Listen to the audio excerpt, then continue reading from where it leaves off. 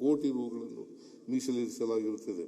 ಕರ್ನಾಟಕ ರಾಜ್ಯ ನೀತಿ ಮತ್ತು ಯೋಜನಾ ಆಯೋಗದಿಂದ ಶಿಕ್ಷಣ, ಆರೋಗ್ಯ, ಪರಿಸರ ಮತ್ತು ಹವಾಮಾನ ಬದಲಾವಣೆ, ಕೃಷಿ ಹಾಗೂ ಮಹಿಳಾ ಮತ್ತು ಮಕ್ಕಳ ಕಲ್ಯಾಣ ಎಂಬ 5 ಆದ್ಯತಾ ವಲಯಗಳನ್ನು ಗುರುತಿಸಿ ವರದಿಯನ್ನು ನೀಡಿದ್ದು, ವರದಿಯಲ್ಲಿನ ಶಿಫಾರಸುಗಳನ್ನು ಪರಿಶೀಲಿಸಿ ಯೋಜನೆಗಳನ್ನು ರೂಪಿಸಲು ಕ್ರಮ ವಹಿಸಲಾಗುವುದು.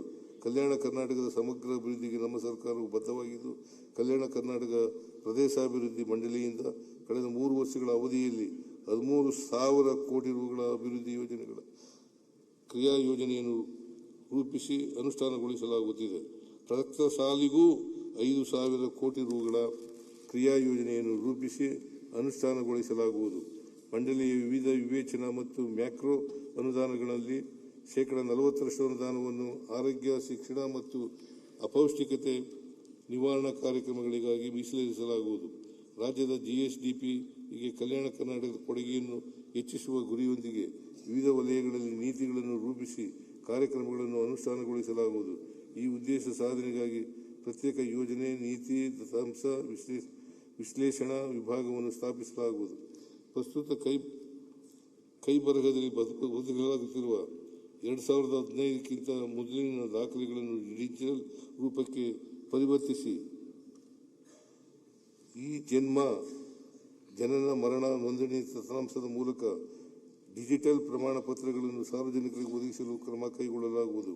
ಈ ಉದ್ದೇಶಕ್ಕಾಗಿ 10 ಕೋಟಿ ರುಗಳ ಅನುದಾನ ಒದಗಿಸಲಾಗುವುದು.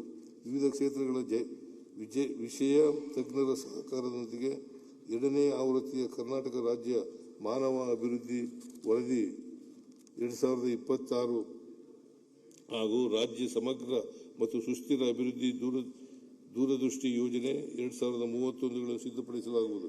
ಗ್ರಾಮ ಮಟ್ಟದಿಂದ ಯೋಜನೆಗಳನ್ನು ಸಿದ್ಧಪಡಿಸಲು 26 ಜಿಲ್ಲೆಗಳಲ್ಲಿ ಜಿಲ್ಲಾ ಯೋಜನಾ ಸಮಿತಿಗಳನ್ನು ರಚಿಸಿದ್ದು, ಜನರ ಯೋಜನೆಯನ್ನು ಪೀಪಲ್ಸ್ ಪ್ಲಾನ್ ರೂಪಿಸಲಾಗುವುದು. KKRDB ಅನುದಾನದಿಂದ ಜೇವರ್ಗಿಯಲ್ಲಿ ಒಂದು ನಾಲೆಡ್ಜ್ ಪಾರ್ಕ್ ಅನ್ನು ಸ್ಥಾಪಿಸಲಾಗುವುದು. ನಗರಾಭಿವೃದ್ಧಿ. ಬೆಂಗಳೂರು ಕೇವಲ ನಗರವಷ್ಟೇ ಅಲ್ಲ, ಅದು ಅಸಂಖ್ಯಾತ ಕನಸುಗಳ ನೆಲೆವೀಡು. ನಾಡಪ್ರಭು ಕೆಂಪೇಗೌಡರ ಆಡಳಿತದಿಂದ ಹಿಡಿದು ಇಂದಿನ ಸ್ಟಾರ್ಟ್ಅಪ್ ಕ್ರಾಂತಿಯವರೆಗೆ ಈ ನಗರವು ತನ್ನದೇ ಆದ ವೈಶಿಷ್ಟ್ಯತೆಯನ್ನು ಹೊಂದಿದೆ. ಬೆಂಗಳೂರನ್ನು ವಿಶ್ವದ ಅತ್ಯುತ್ತಮ ವಾಸಯೋಗ್ಯ ನಗರವನ್ನಾಗಿ ಮಾಡುವುದು ನಮ್ಮ ಸರ್ಕಾರದ ಮುಖ್ಯ ಉದ್ದೇಶವಾಗಿರುತ್ತದೆ. 2025-26ನೇ ಸಾಲಿನಲ್ಲಿ ಈ ಕೆಳಕಂಡ ಉಪಕ್ರಮಗಳನ್ನು ಕೈಗೊಳ್ಳಲಾಗಿದೆ. ಬೆಂಗಳೂರಿನ 5 ನಗರ ಪಾಲಿಕೆಗಳಲ್ಲಿ 1,255 ಕೋಟಿ ರುಗಳ ಮೊತ್ತದ ವಾರ್ಡ್ ರಸ್ತೆ ಮೂಲಸೌಕರ್ಯ ಅಭಿವೃದ್ಧಿ ಕಾಮಗಾರಿ, 1,700 ಕೋಟಿ ರುಗಳ ಮೊತ್ತದಲ್ಲಿ 158 ಕಿಲೋಮೀಟರ್ ರಸ್ತೆ ವೈಟ್ ಟಾಪಿಂಗ್ ಕಾಮಗಾರಿ, 1,936 ಕೋಟಿ ರುಗಳ ಮೊತ್ತದ ಮುಖ್ಯ ಮತ್ತು ಉಪಮುಖ್ಯ ರಸ್ತೆಗಳ ಅಭಿವೃದ್ಧಿ, ಸಿಲ್ಕ್ ಬೋರ್ಡ್ ಜಂಕ್ಷನ್ನಿಂದ KR ಪುರಂ ಮೆಟ್ರೋ ನಿಲ್ದಾಣದವರೆಗೂ ಹೊರ ವರ್ತುಲ ರಸ್ತೆಯನ್ನು ಅಭಿವೃದ್ಧಿಪಡಿಸುವ 450 ಕೋಟಿ ರುಗಳ ಯೋಜನೆ, 273 ಕೋಟಿ ರುಗಳ ಅಂದಾಜು ಮೊತ್ತದಲ್ಲಿ ರಾಜಕಾಲುವೆಗಳ ಮೇಲ್ದರ್ಜೆಗೇರಿಸುವುದು ಮತ್ತು ಕೆರೆ ಅಭಿವೃದ್ಧಿ ಕಾಮಗಾರಿಗಳು. ಬೆಂಗಳೂರಿನ ನಾಗರಿಕರಿಗೆ ಪಾರದರ್ಶಕ, ಜನಸ್ನೇಹಿ, ಸಹಭಾಗಿತ್ವವುಳ್ಳ ತುರ್ತು ಸ್ಪಂದನೆಯ ಆಡಳಿತವನ್ನು ಒದಗಿಸಲು ಗ್ರೇಟರ್ ಬೆಂಗಳೂರು ಪ್ರಾಧಿಕಾರವನ್ನು ಹಾಗೂ 5 ಮಹಾನಗರ ಪಾಲಿಕೆಗಳನ್ನು ಸ್ಥಾಪಿಸಲಾಗಿದೆ. 2025-26ನೇ ಸಾಲಿನ ಬೆಂಗಳೂರು ಅಭಿವೃದ್ಧಿಗೆ ರಾಜ್ಯ ಸರ್ಕಾರ ನೀಡುತ್ತಿದ್ದ 3,000 ಕೋಟಿ ರು ಅನುದಾನವನ್ನು 7,000 ಕೋಟಿ ರುಗಳಿಗೆ ಹೆಚ್ಚಿಸಲಾಗಿರುತ್ತದೆ. ಪ್ರಸಕ್ತ ಸಾಲಿನಲ್ಲಿಯೂ ಈ ಅನುದಾನವನ್ನು ಮುಂದುವರಿಸಲಾಗುವುದು. ರಸ್ತೆಗಳ ದೀರ್ಘಕಾಲದ ಬಾಳಿಕೆಗಾಗಿ ಮುಂದಿನ 3 ವರ್ಷಗಳಲ್ಲಿ 450 ಕಿಲೋಮೀಟರ್ಗೂ ಹೆಚ್ಚು ಉದ್ದದ ರಸ್ತೆಗಳನ್ನು 3,000 ಕೋಟಿ ರುಗಳ ವೆಚ್ಚದಲ್ಲಿ ವೈಟ್ ಟಾಪಿಂಗ್ ಮಾಡಲಾಗುವುದು.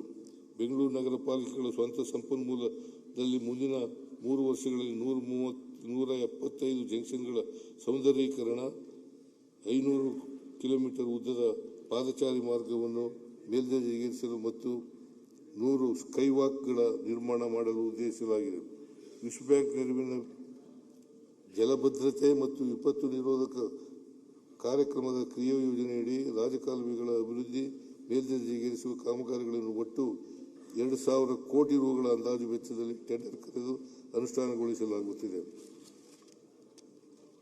ಗ್ರೇಟರ್ ಬೆಂಗಳೂರು ಪ್ರಾಧಿಕಾರದಡಿಯ 5 ಮಹಾನಗರ ಪಾಲಿಕೆಗಳು ತಮ್ಮ ಬ್ಯಾಲೆನ್ಸ್ ಶೀಟ್ ಆಧಾರದಲ್ಲಿ ಮುನ್ಸಿಪಲ್ ಬಾಂಡ್ಗಳನ್ನು ಹೊರಡಿಸುವ ಮೂಲಕ ಅಭಿವೃದ್ಧಿ